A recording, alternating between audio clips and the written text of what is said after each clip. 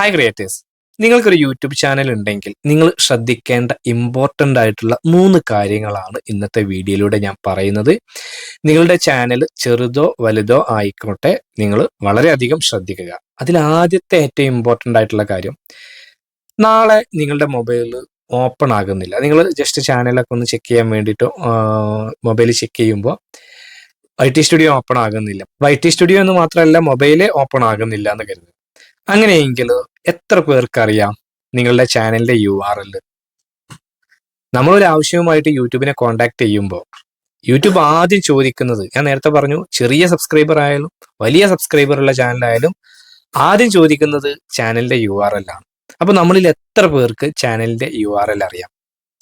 വളരെ ഇമ്പോർട്ടൻ്റ് ആയിട്ടുള്ള ഒരു കാര്യമാണ്, ഞാൻ മുമ്പേ പറഞ്ഞിട്ടുണ്ട്. ഇതിവിടെ ഇപ്പൊ പറയാൻ കാരണം, ഇപ്പൊ ഈ അടുത്ത ദിവസങ്ങളിലായിട്ട് ഒരു 3 പേര് നമ്മളെ കോണ്ടാക്ട് ചെയ്ത് അവർക്ക് ചാനലിന്റെ URL അറിയില്ല എന്ന് മാത്രമല്ല, അതിൽ 2 പേരുടെ മൊബൈല് ഫോർമാറ്റ് ചെയ്തു, ഫാക്ടറി റീസെറ്റ് ഒക്കെ ആയി. അതായത് മൊബൈലിൽ ഒരു ഡാറ്റ ഇല്ല, അവർക്ക് ഇമെയിൽ ID പോലും അറിയില്ല എന്നുള്ളതാണ് വസ്തുത.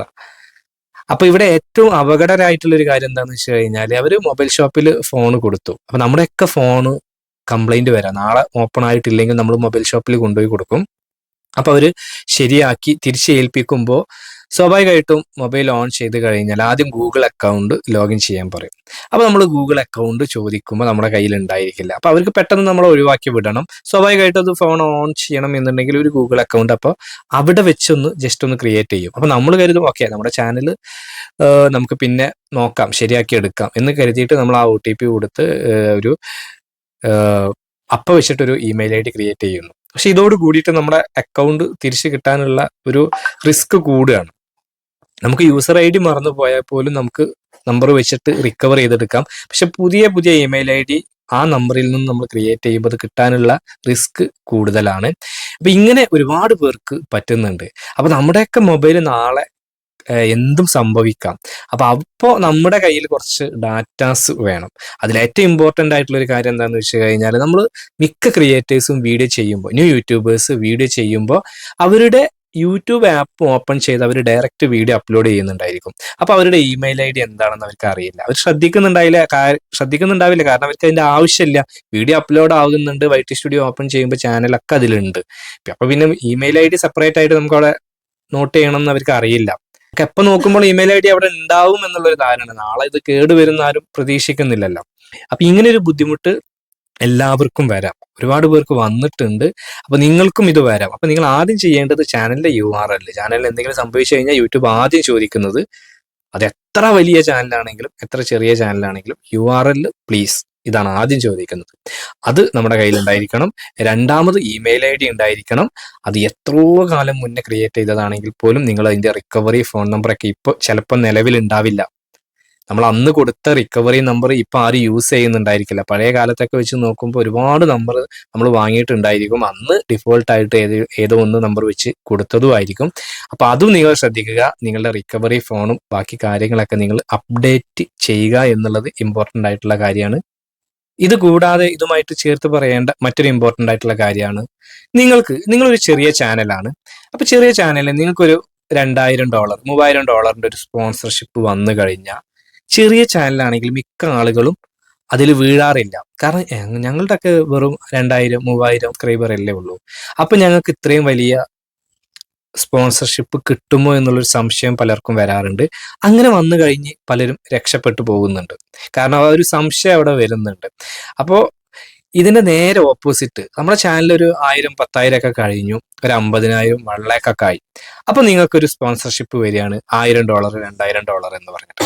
അപ്പൊ നമ്മൾ ആലോചിക്കുകയാണ്, ഇപ്പോ എന്റെ ചാനലിന് ഇത്രയും ഉണ്ടല്ലോ, സബ്സ്ക്രൈബ് കൗണ്ട് ഇത്രയുണ്ട്, അപ്പൊ ഇവർക്ക് തരാം, കാരണം അത്രയും ഉയരങ്ങളിൽ ചാനൽ എത്തിയിട്ടുണ്ട്.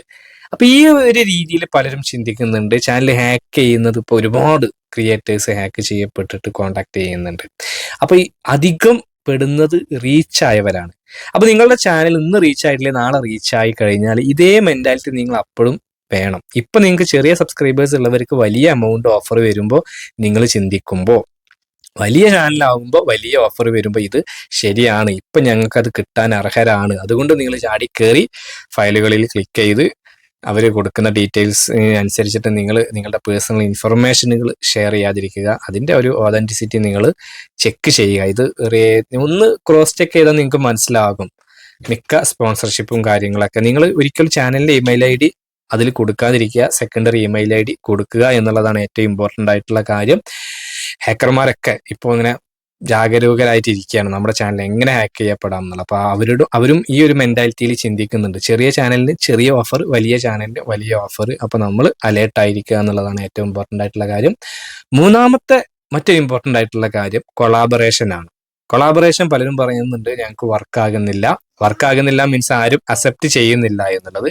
നിങ്ങൾ കൊളാബ് റിക്വസ്റ്റ് കൊടുക്കുന്നുണ്ടെങ്കിൽ അപ്പുറത്ത് കൊടുക്കുന്ന ആൾക്ക് കൊളാബ് ചെയ്യുന്നതിന് മുന്നേ നിങ്ങൾ അവരുമായിട്ട് കോണ്ടാക്ട് ചെയ്തിട്ട് ഇങ്ങനെ ഒരു കൊളാബ് ചെയ്യുന്നുണ്ട്, അത് നിങ്ങളുടെ ചാനലുമായി ബന്ധപ്പെട്ടിട്ടുള്ള ഒരു ടോപ്പിക് ആണ്, അതുകൊണ്ട് നിങ്ങൾക്കത് യൂസ്ഫുൾ ആണ്, നിങ്ങളുടെ അതേ കാറ്റഗറി ആയിരിക്കണം, സബ്സ്ക്രൈബ് റേഞ്ചും നിങ്ങളുമായിട്ട് മാച്ച് ആണെങ്കിൽ അവരത് തീർച്ചയായിട്ടും അക്സെപ്റ്റ് ചെയ്യും.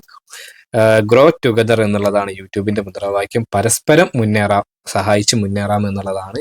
അപ്പൊ നിങ്ങൾ വലിയ ചാനലിന് റിക്വസ്റ്റ് മാത്രം കൊടുത്ത് നിങ്ങൾ സമയം കളയാതെ നിങ്ങളുടെ കാറ്റഗറിയിലുള്ള ചാനലിനെ കണ്ടെത്തി കൊളാബ് റിക്വസ്റ്റ് കൊടുത്തു കഴിഞ്ഞാൽ രണ്ടു പേർക്കും അത് യൂസ്ഫുൾ ആണ്. ഒരാൾക്ക് 500 ഉള്ളെങ്കിൽ മറ്റേ ആൾക്ക് 500 ഉള്ളെങ്കിൽ അപ്പൊ രണ്ടും കൂടി ചേരുമ്പോൾ 1000 ആയി. മോണിറ്റൈസേഷൻ ക്രൈറ്റീരിയന്റെ ആദ്യത്തെ ക്രൈറ്റീരിയ കംപ്ലീറ്റ് ആകുന്നു എന്നതിനപ്പുറത്തേക്ക് ഒരേ കാറ്റഗറിയിലുള്ള 1000 ആളുകളെ കിട്ടി.